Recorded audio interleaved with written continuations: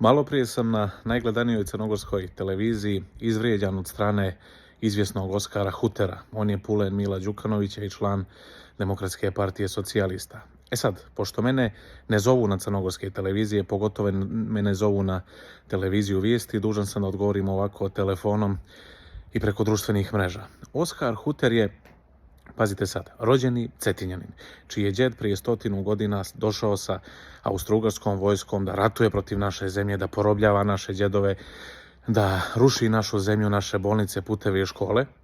Sa druge strane, ja sam također rođen na Cetinju i moj djed je rođen na Cetinju i u rijeci Crnojevića u Drušićima, ali moj djed nije išao u Austrougarsku niti u bilo koju drugu zemlju, nego ostao ovdje da brani naš krš, naše Cetinje, našu rijeku Crnojevića i naše Drušiće.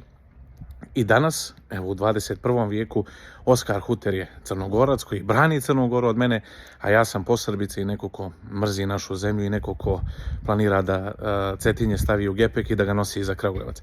U takvoj Crnoj Gori danas živimo. Ja se ne stidim toga. Ja hrabro koračam stopama mog pokojnog djeda, mojih prađedova i nije mi žao. I dok god se ovakvi tipovi nazivaju Crnogorcima, ja nemam problem da kažem da sam Srbin i ne mislim da odustanem od toga. A ti, Oskare, slobodno vrijeđaj. Ne smeta mi da li si Oskar Huter, Harry Potter, potpuno je nevažno. Ja u svom srcu znam i ko sam i što sam, a ti 2 puta razmisli idući put prije nego što me pljuneš.